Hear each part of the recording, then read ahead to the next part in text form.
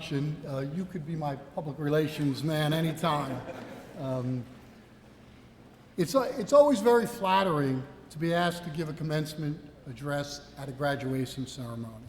That's the nice part of this experience. The hard part is actually figuring out what to say. If you are like me and most males, the best way to deal with this problem is to put it off for as long as possible. So next thing I know, it's Mother's Day weekend, and I am in full panic mode. So I sent Mr. Greco an email. Hi, Richard. Hope you are doing well. I'm looking forward to the graduation ceremony. Are there any guidelines or suggestions for my speech?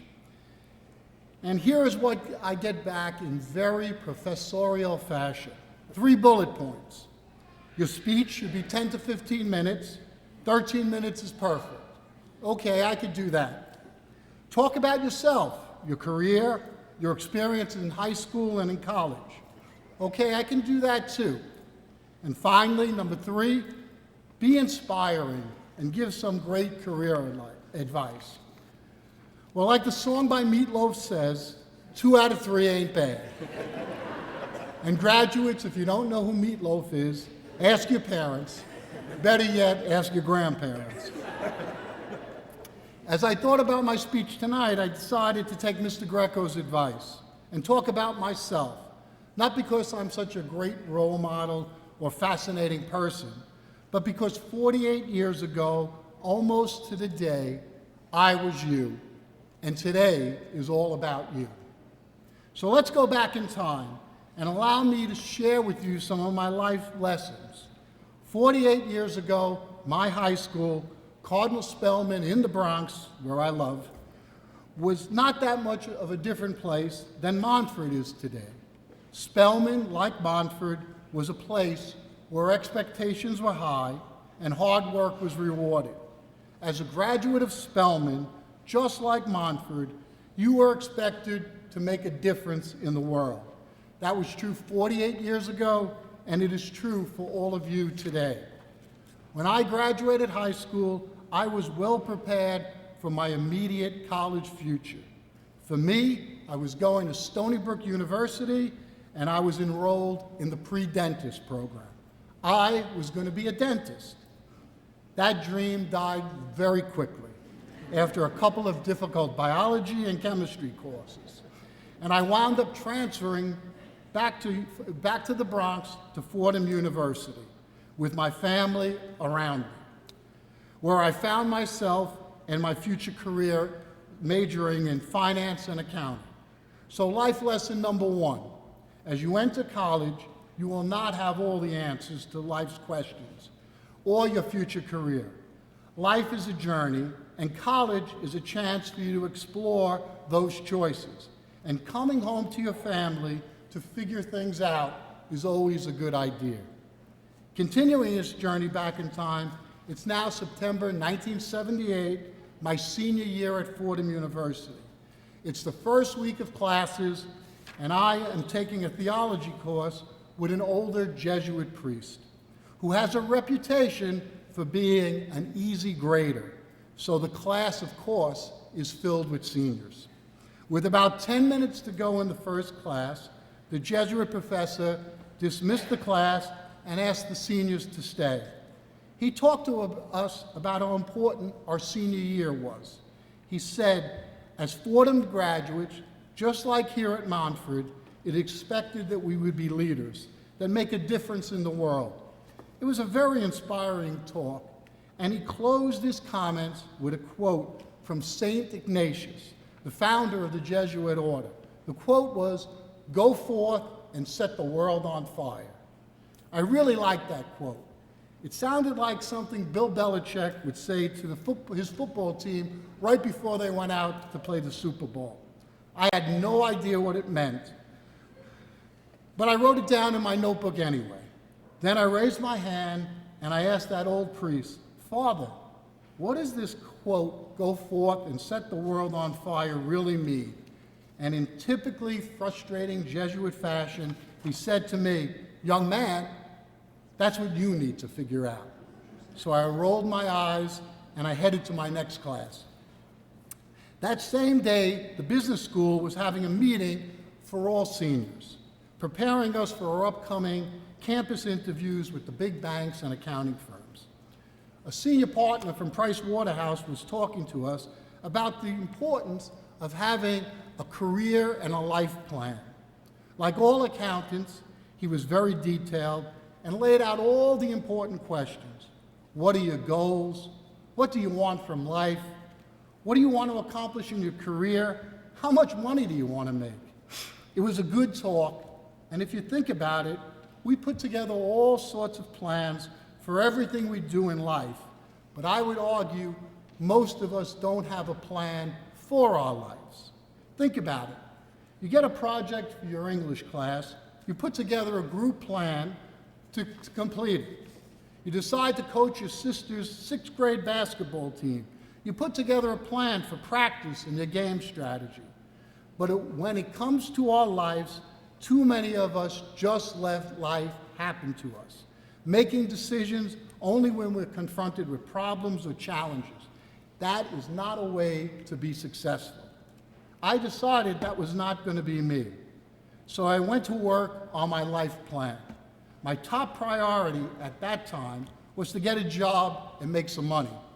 Look, it was the 1980s, and we all wanted to get out of our parents' house and get our own apartment. My first plan was very detailed, financially driven, totally career-oriented, and centrally focused just on me. But at least it was a plan. I also decided that my plan needed a title. And of course, I stole my title from that old Jesuit priest, go forth and set the world on fire. So life lesson number 2 is make sure you have a plan for your life and your career, and make sure it has a cool title. About 3 months later, in early January of senior year, I ran into the first problem with my plan. It was during Christmas break, and I meet this girl. Now this girl is beautiful, smart, and she actually thinks I'm special. Go figure. She is the whole package. There's just one small problem. There's no mention of any girl in my life plan. The timing was all off. She was 8 years early. I wasn't supposed to fall in love until I was 30, but fall in love I did, and 6 months later, I asked that girl to marry me. And a little over a year after that, we're walking down the aisle. Best decision I ever made in my life, but it wasn't part of my original plan. You can't plan for everything, but in life you need to seize the unexpected opportunities when they come along. Just like I did 42 years ago when I married the beautiful lady that is sitting in the first row right here.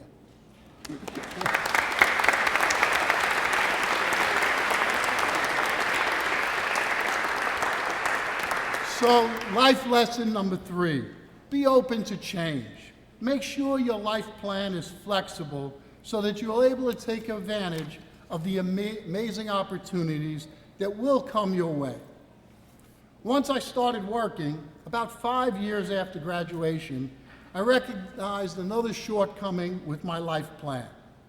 When you sit down and write your life plan and lay out your goals, nobody writes down, I will fail on Tuesday or screw up on Friday. But you will fail in your career and you will screw up in your personal life. Everyone makes mistakes, everyone screws up, everyone fails. It is part of life. The key is, how do you respond to your failures and your mistakes? Do you take ownership and responsibility for your mistakes? Do you bounce back from your failures? As President Biden said, failure at some point in your life is inevitable, but giving up is unforgivable. There's another thing you're going to realize at some point in your life, and that is that life is not fair and you are not in control. For me, that lesson hit home when I was 39 years old. Life was really good. I was happily married with 3 young sons, and my career was flourishing. I was the chief financial officer of a Fortune 500 company, and I was financially successful. I was on plan. It was all good until I was hit with a lightning bolt from out of nowhere. I was diagnosed with lymphatic cancer, and my life changed in a heartbeat. Life can be hard and unfair, but you need to be resilient. You need to bounce back. As that great football coach Vince Lombardi once said, it doesn't matter how many times you get knocked down, but how many times you get back up. So life lesson number 4 is life is hard, you will fail, you will fall. The only thing that you have to remember is to keep getting up. I was fortunate and I was blessed. I was cured of my cancer, but when you're confronted with your own mortality, it does change you. It changed me. It made me more grateful and it humbled me. It made me recognize my life needed to be more than just about me and my career and my financial success. So about 10 years after my battle with cancer, I looked at my life plan and I was disappointed with where I was. I looked at what I had accomplished and what I was striving to achieve, and it was all about me. It was all about wanting more and getting more. I wasn't happy with myself, and I didn't like where my life was headed.